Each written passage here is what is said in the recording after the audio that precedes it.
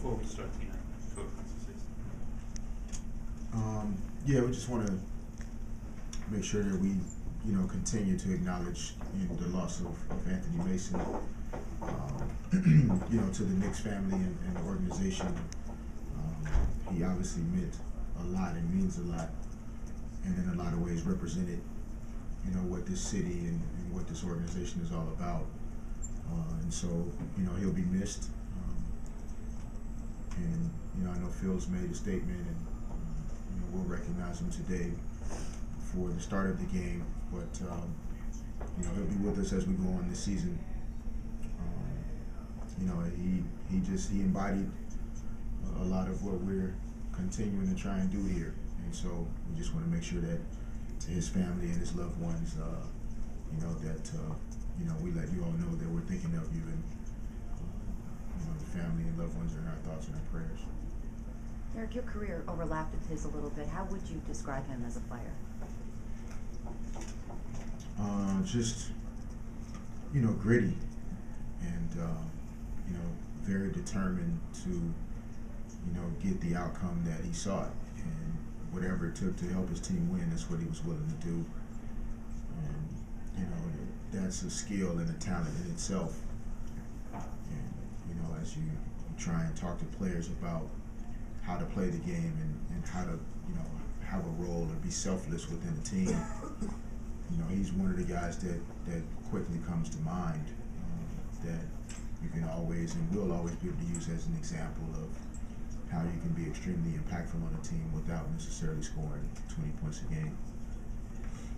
What do you know as far as the timetable with Jose after this MRI? We don't know much about a timetable. I think at this point he'll be, now that we, know that it's a strain and hopefully not a major strain, one that'll have him out too long. The doctors will kind of start to formulate a plan with him and start to try and figure out what's the best way to proceed. This is a really intense month for us coming up in terms of our game schedule.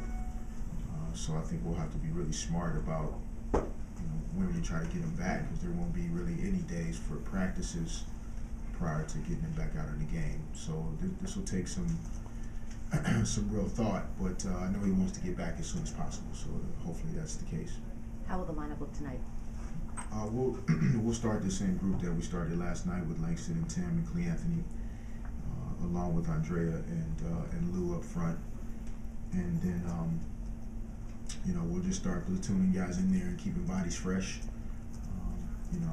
Guys really gave it everything they had last night, and I think they intend to come back and do the same tonight.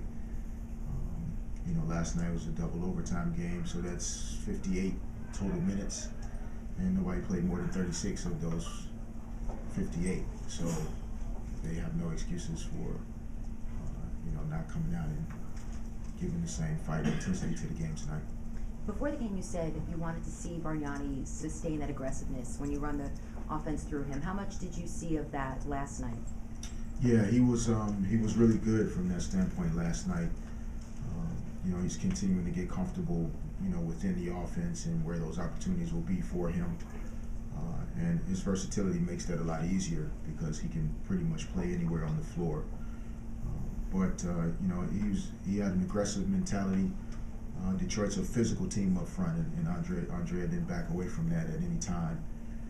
And we're excited to just continue to see where he can go as he gets more comfortable and continues to get some rhythm in his game. And I think he was very loud and clear about how much he likes to start, based on his performance last night. So we'll see how it goes tonight and going forward. What does that Calderon injury mean for you, your point guard depth, and how you have to kind of manage that position? Well, it's always unfortunate timing, to have an injury at any position.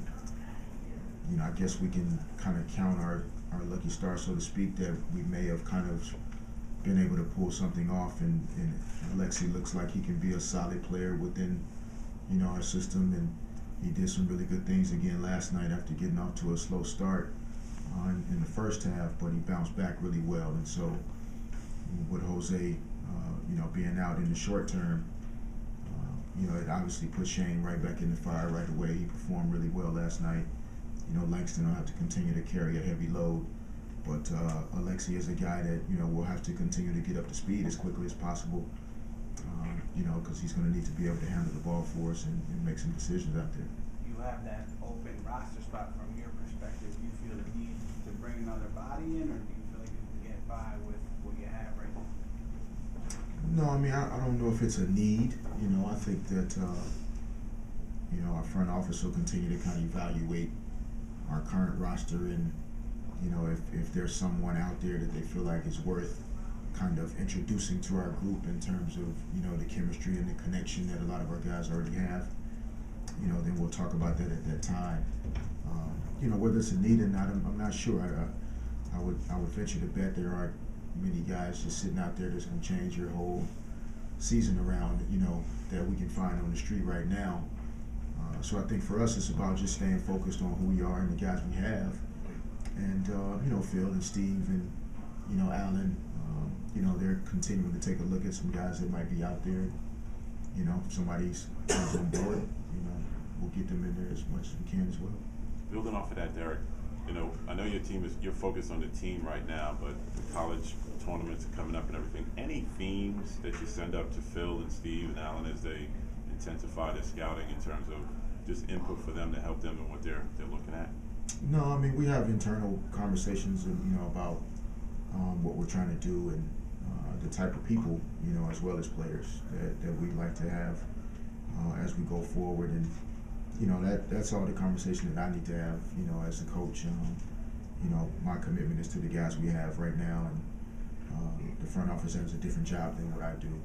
And so, you know, I've been clear about, you know, the type of players and people that I like to have on a team, and we'll continue to have those conversations as we go through the spring and summer. And, you know, Phil's obviously very smart about how to build a basketball team, and, you know, Steve and Alan have the experience here in New York and with the Knicks, and, you know, I think we're trying to continue to find that balance on how we all work together to make the right decisions. Before the season, you thought that Andrea would be an intriguing player for the triangle because of his skill set. Obviously, the injury kind of ruined the plan. How do you think he's adjusting to the triangle? And is that what you kind of envisioned before the season? That's what was giving you now? Yeah, I mean, I think in a short, you know, kind of sample size or a small sample size, Andrea is showing the things that we thought he'd be able to do. You know, not because of the offense or with the offense, but because he is a multi-talented, you know, multi-skilled player. He can handle the ball, he can shoot the ball. You know, his size is obviously a gift, being able to kind of play as a wing player sometimes, not just a big. So I don't think we're surprised at, you know, the potential that he's showing to really excel, you know, with our team playing out of this format.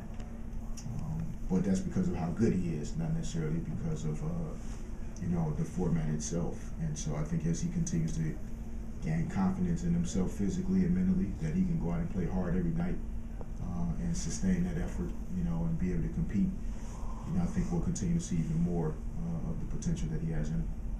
You know, Anthony was around some of the players in recent seasons. Was he around any of your guys this year that you knew of? Not that I knew of for sure. You know, we've really worked hard to try and, you know, kind of give our players an environment at our training center now that's a little less crowded. And so, you know, from years past, I hadn't seen it for myself in terms of how many former players and former Knicks were around and coming up to practice, etc. But, you know, I think Anthony was just a guy that just loved being around the game and loved being around people. And whenever you did see him, you know, he was always very open and just a warm personality, warm person to be around. So I'm not sure how many of our guys, you know, got to spend a lot of time around him personally. Many guys were barely born, you know, when he was excelling as a player. And so a lot of times, which is unfortunate, you know, we don't always appreciate, you know, who a person was and what they stood for until they're gone. And maybe some of our players that are playing now, you know, will get a chance to understand and embrace more of what Anthony Mason stood for and how much of that we still need to be carrying with us right now going forward as we try and turn this organization around.